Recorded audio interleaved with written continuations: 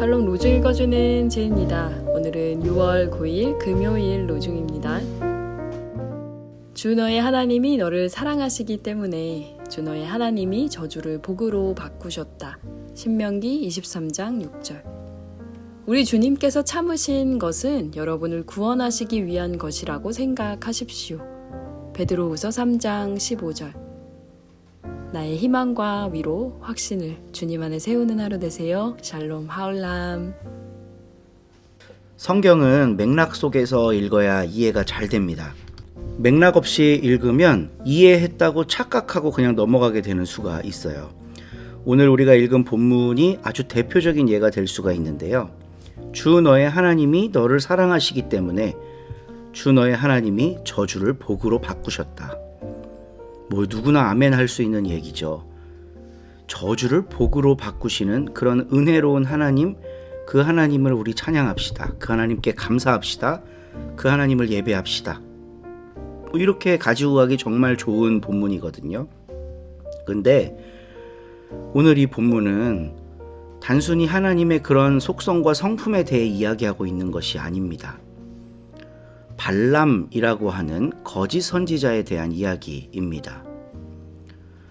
발람은 발락의 사주를 받아서 이스라엘을 저주하기 위해 파견된 이방인 사제입니다. 뭐 예언자라고도 할 수 있겠죠. 근데 그가 이스라엘 백성들을 대면했을 때 이스라엘 백성을 저주할 수가 없었습니다. 왜냐하면 그들 뒤에 있는 신 야훼 하나님을 느꼈기 때문입니다. 그래서 자기도 모르게 이스라엘을 축복하는 그런 메시지를 막 말하게 돼요. 그러니까 발람은 원래 이스라엘을 저주하려고 온 사람이지만 야훼 하나님을 느끼고 이스라엘 백성을 축복한 사람이 되는 거죠. 그러면 발람이 훌륭한 예언자고 선지자냐? 그게 아닙니다. 하나님의 위대하심을 느끼는 사람이라면 그렇게 하게 되는 거죠. 그런데 이제 결론적으로 보면 발람이 이스라엘 백성을 축복했잖아요. 이게 민수기에서 일어난 일이거든요. 근데 축복을 받은 이스라엘이 그런 복된 삶을 살았냐? 그렇지가 않아요. 민수기 24장 25장을 보면 이제 발람이 발락의 요청을 듣지 않고 이스라엘을 축복한 다음에 이스라엘 사람들이 시딤이라는 곳으로 가게 됩니다.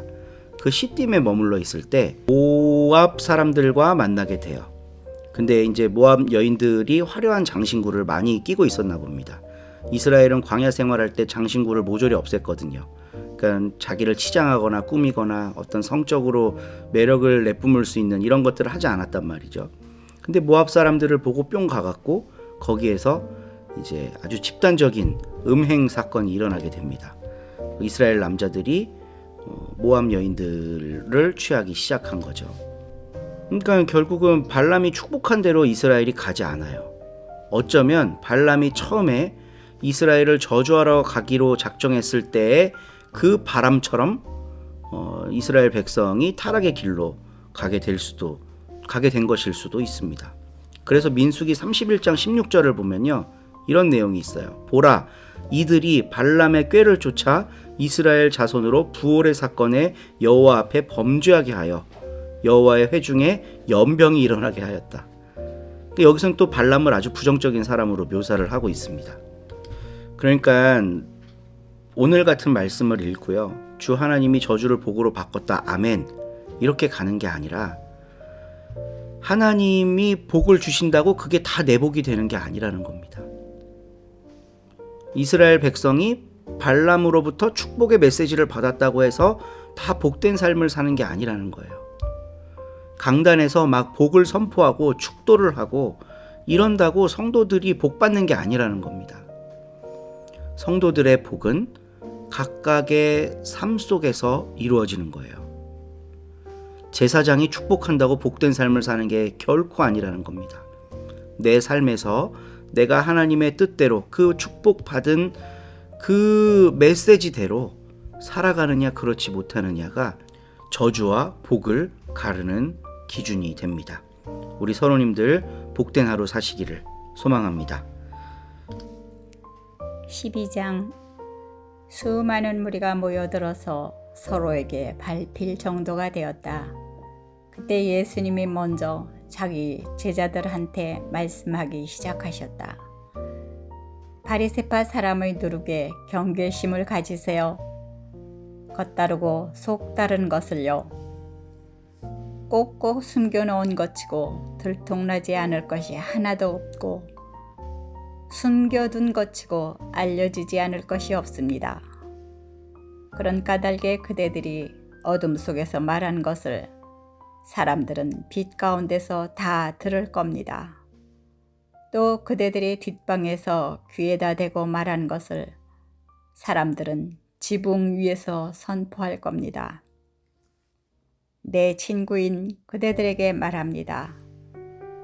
몸은 죽이지만 그 다음에는 아무것도 더할 수 없는 이들을 두려워하지 마세요. 누구를 두려워해야 할지 그대들에게 가리켜 보여줄게요. 죽인 뒤에 지옥에 던져 넣을 권한을 가진 분을 두려워하세요. 그래요, 그대들에게 말합니다. 이분을 두려워하세요. 참새 5마리가 2 아사리온에 팔리지 않나요? 그것들 가운데 하나까지도 하나님 눈길에서 벗어난 적이 없습니다. 게다가 하나님이 그대들의 머리카락까지도 다 세워두셨습니다. 두려워하지 마세요. 그대들은 수두룩한 참새하고는 다릅니다. 그대들에게 말합니다. 누구라도 나를 사람들 앞에서 인정한다고 합시다. 그런 사람마다 인자도 그를 하나님의 천사들 앞에서 인정할 겁니다. 그러나 사람들 앞에서 나를 인정하지 않는 사람은 하나님의 천사들 앞에서 도무지 인정받지 못할 겁니다. 또 누구라도 인자를 거슬러 말을 하는 사람은 용서받을 겁니다. 그러나 성령님을 거슬러 모독하는 사람은 용서받지 못할 겁니다. 사람들이 그대들을 회당으로 통치자와 관리들한테로 끌고 간다고 합시다. 그럴 때 그대들은 어떻게 무엇으로 자기를 변호할지 또는 무엇을 말해야 할지 걱정하지 마세요. 반드시 해야 할 말을 성령님이 바로 그 시간에 그대들에게 가르쳐 주실 테니까요. 무리 가운데 어떤 사람이 예수님께 말씀드렸다. 선생님, 제 형제에게 말해서 유산을 저와 나누라고 해주세요. 예수님이 그에게 말씀하셨다. 이봐요, 누가 나를 재판관이나 조종관으로 당신들 위에 세웠습니까? 예수님이 그들한테 말씀하셨다. 주의하세요. 온갖 지나친 욕심에서 스스로를 지키세요. 누군가에게 있는 재산이 남아 돌더라도 그 사람의 생명은 거기에 달린 것이 아니기 때문입니다. 예수님이 그들한테 비유를 하나 말씀하셨다. 어떤 부유한 사람의 땅에 농사가 잘 되었습니다. 그는 속으로 곰곰이 생각해 보았어요. 내가 무엇을 해야 할까? 곡식을 모아드릴 곳이 없으니 말이야. 그는 말했습니다. 이렇게 해야지. 나의 광들을 헐고 더 크게 짓는 거야. 그리고 모든 곡식과 좋은 것들을 거기로 모아드리는 거야. 그리고 나 스스로에게 말해야지. 너는 내가 여러 해 동안 쓸 좋은 것들을 많이 쌓아놓았어. 그러니까 푹 쉬고 먹고 마시고 즐겨. 그런데 하나님은 그에게 말씀하셨습니다. 분별 없는 사람아, 이 밤에 너의 목숨을 너한테서 되찾아갈 텐데 그러면 네가 준비해둔 것은 누구의 것이 될까? 자기를 위해서 보물을 쌓아두지만 하나님을 향하여는 부유하지 못한 사람이 이와 같습니다. 예수님이 자신의 제자들한테 말씀하셨다. 이런 까닭에 그대들에게 말합니다. 목숨을 위해 무엇을 먹어야 할지, 몸을 위해 무엇을 입어야 할지 걱정하지 마세요. 음식보다는 목숨이, 옷보다는 몸이 값지거든요. 까마귀들을 곰곰이 생각해 보세요. 씨를 뿌리지도 거두어 들이지도 않아요. 그것들에게는 뒷방도 광도 없어요. 그러나 하나님이 까마귀들을 먹이십니다. 하물며 그대들이야 새들하고 얼마나 다른가요? 걱정한다고 해서 그대들 가운데 누가 자기 키를 50cm라도 늘릴 수 있나요? 그러므로 그대들이 아주 작은 일조차 할 수 없다면 그 밖의 것들을 두고 왜 걱정하나요? 들꽃이 어떻게 자라는지 곰곰이 생각해 보세요. 힘들여 일하지도 옷감을 짜지도 않습니다. 그런데 그대들에게 말합니다. 온갖 영광을 누린 솔로몬조차도 그 입은 것이 이 꽃들 가운데 하나만큼도 되지 못했습니다. 들풀은 오늘 있다가 내일 아궁 위에 던져지는데도 하나님이 이렇게 입히시는데 하물며 그대들이야 믿음이 작은 사람들이요. 그대들은 찾아보지 마세요. 무엇을 먹어야 할지, 무엇을 마셔야 할지를요. 걱정하지 마세요. 이런 것들은 모두 세상의 다른 민족들이 아등바등 찾는 것들입니다. 그런데 그대들의 아버지는 그대들에게 이런 것들이 필요한 줄 알고 계십니다. 오히려 그대들은 그분의 나라를 힘써 찾으세요. 그러면 이런 것들은 그대들에게 보태주실 겁니다. 그대는 두려워하지 마세요. 어린 양떼요. 그대들의 아버지가 그대들에게 그 나라를 주시기를 좋아하셨으니까요. 그대들에게 있는 것을 팔아서 어려운 사람들에게 주세요. 자신을 위해 낡지 않는 돈 주머니를 만들어 두세요. 사라지지 않는 보물을 하늘에 쌓아 두세요. 거기에서는 도둑이 가까이 하지 못하고 좀도 슬지 않아요. 그대들이 보물이 있는 곳, 거기에 그대들의 마음도 있을 테니까요. 그대들은 허리를 동여매고 등불을 켜 놓아야 합니다.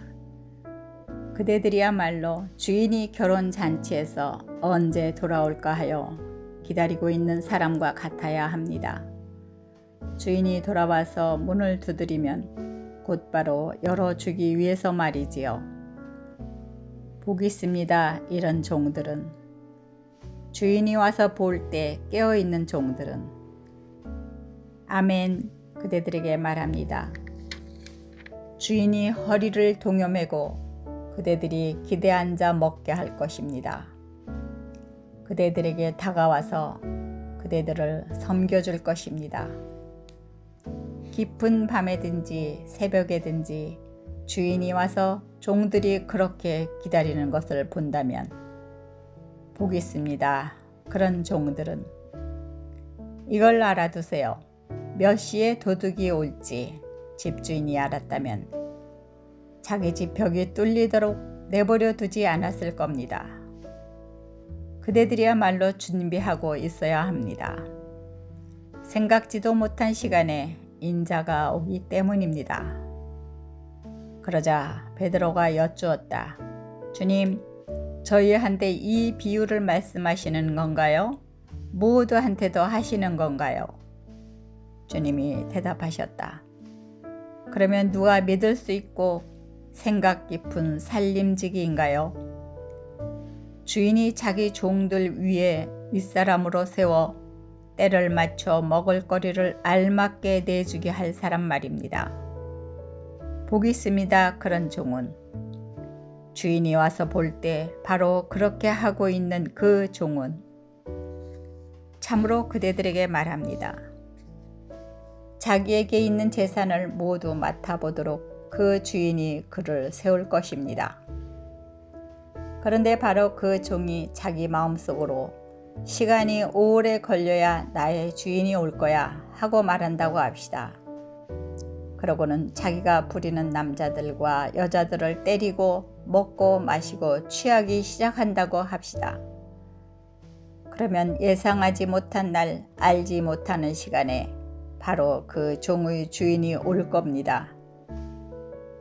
그리고 그 종을 베어버려서 믿지 않는 사람들과 한자리에 그를 둘 겁니다. 바로 그 종이 주인의 뜻을 알고도 자기 주인의 뜻에 맞춰 준비하지도 실행하지도 않는다고 합시다. 그러면 그 종은 매를 많이 맞을 겁니다. 그러나 알지 못해서 매 맞을 일을 한다면 그는 매를 조금 맞을 겁니다. 받은 것이 많은 사람마다 요구도 많이 받을 겁니다. 또 많이 맡긴 사람한테는 훨씬 더 많이 달라고 하실 겁니다. 불을 땅 위에 던지러 내가 왔습니다. 이미 불이 붙었다면 얼마나 좋을까요? 그러나 나는 받아야 할 세례가 있어요. 그 일이 끝날 때까지는 내가 얼마나 시달리는지요.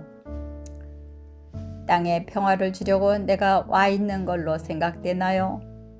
천만에요. 그대들에게 말합니다만 오히려 갈라놓으러 왔습니다. 이제부터 한 집에 사는 5이 갈라질 것이기 때문입니다. 3이 2에 또 2이 3에 맞서 갈라질 겁니다. 사람들이 갈라질 겁니다. 아버지가 아들에 맞서 또 아들이 아버지에 맞서서요. 어머니가 딸에 맞서 또 딸이 어머니에 맞서서요. 시어머니가 며느리에 맞서 또 며느리가 시어머니에 맞서서요. 예수님이 여러 무리에게도 말씀하셨다. 서쪽에서 구름이 떠오르는 것을 볼 때면 곧바로 여러분은 이렇게 말합니다. 소나기가 오겠구나. 실제로 그렇게 됩니다. 남쪽에서 바람이 불어올 때면 여러분은 이렇게 말합니다. 불볕더위가 있겠네. 실제로 그대로 됩니다. 겉다르고 속다른 사람들, 땅과 하늘의 변화는 알아볼 줄 알면서 어떻게 해서 당신들은 지금 이때가 어떤 때인지는 알지 못하나요? 도대체 여러분은 왜 올바른 일을 스스로 알아서 판단하지 않으세요? 그대를 고발하는 사람과 함께 법정에 갈 때 길에서 그 사람과 화해하도록 노력하세요. 그러지 않으면 그 사람이 그대를 재판관한테 끌고 갈 겁니다. 그러면 재판관이 그대를 집행관에게 넘겨주고 집행관은 그대를 옥에 던져 넣을 겁니다. 그대에게 말합니다.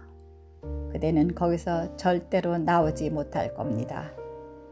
마지막 랩돈까지 싹 갚기 전에는요. 아멘.